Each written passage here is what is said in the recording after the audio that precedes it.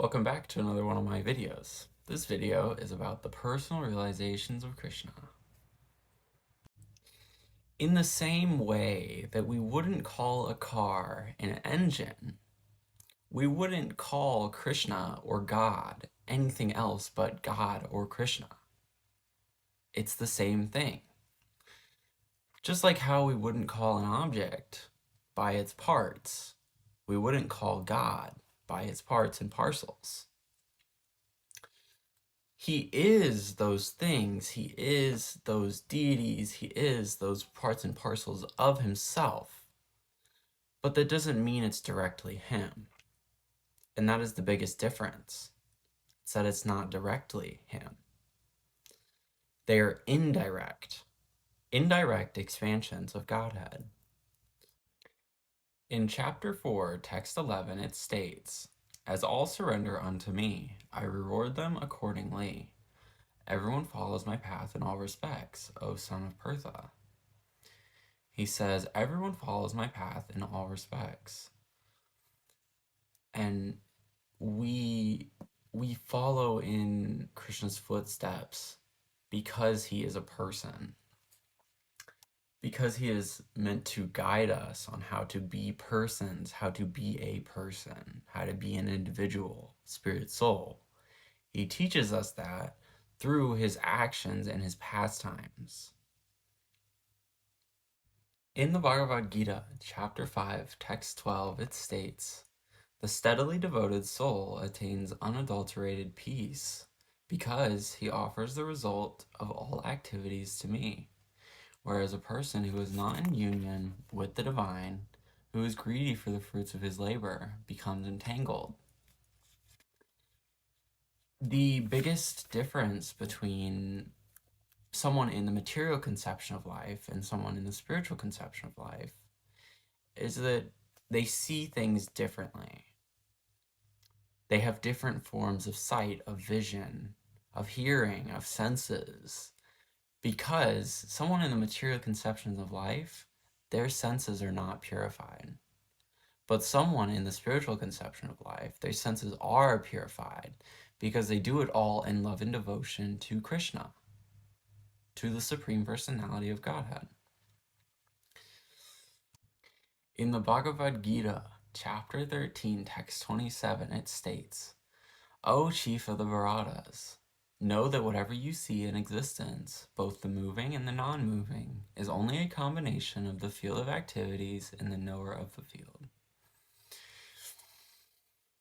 He says, know that whatever you see in existence. This is very important. Perspective, experience, personal experience. So when we experience something, it is not necessarily the truth or reality as it is. So our only way to attain peace of mind and to come into the truth is honestly to love and serve Krishna. Because he is outside of the material nature. He is outside of all these senses that you experience as a body. And he is freed from those contaminations because he exists both within and without everything. He is within because he is all-pervading, omnipresent, and omnipotent. So, he's without because he exists as a person, as an individual spirit soul. He exists as one and many at the same time because he exists in multiple states at once, just like how his senses can perform the duties or activities of the other senses that he has. You may have thought at one point that you needed to rid yourself of desires or wanting to be something or be someone. And it's okay to feel that way. It's okay to desire. It's okay to want. As long as you're doing it in love and devotion to yourself and Krishna. There is not a need to get rid of desires because they can be purified. Rather than thinking that you must get rid of a part of yourself, you think, I must purify it. I must make it Krishna conscious. That is the difference between a Krishna conscious perspective and a material conception of it. In the Bhagavad Gita, chapter 4, text 5, it states, the personality of Godhead said, many, many births both you and I have passed. I can remember all of them, but you cannot, O subduer of the enemy. He says that he can remember them all, but we cannot.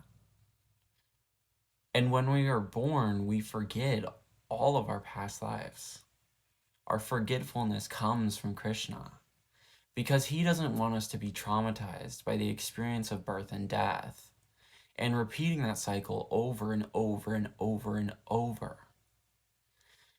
Birth and death is a cycle, one that we need to break and go back to Krishna, go back to God. In the Bhagavad Gita, chapter 13, text 30, it states, one who can see that all activities are performed by the body, which is created of material nature, and sees that the self does nothing, actually sees. We aren't the ones making the body move or work. It's just like how we have organs and different parts of our body that move and act on their own or are constantly working under the guidance of Krishna to keep us alive. That's why our heart beats. That's why our lungs move and breathe and push out air. We may be able to have some semblance of control over those things or those bodily processes, but most of it is done by Krishna and taken care of by him.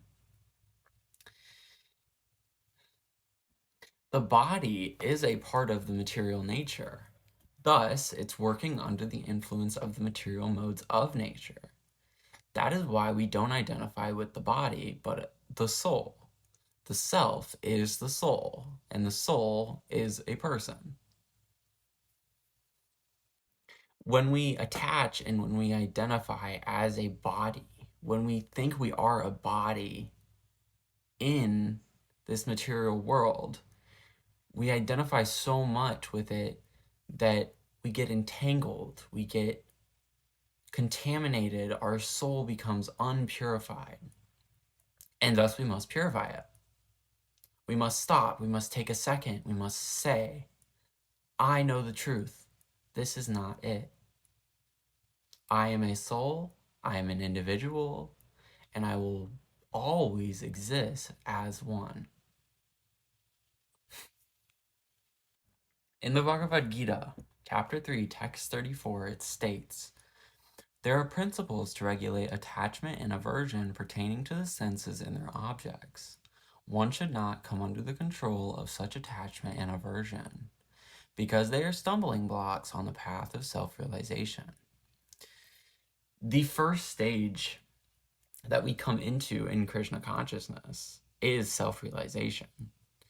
It is the stage of impersonal Brahman, or the realization of the universe, and the impersonal conception of the absolute truth. So, our next step is the supersoul realization, or God realization. The realization that God is everywhere, all at once. But there's a third realization, the most important and final and foremost realization. It is the Supreme Personality of Godhead realization, the realization that Krishna is one, that he is personal, that he is within you and outside of you at the same time, because he exists as an individual, just like you. Hare Krishna, thank you so much for watching, and if you would like to reach out to me or work with me or have a conversation with me, please feel free to. I would love to chat. Hare Krishna and goodbye.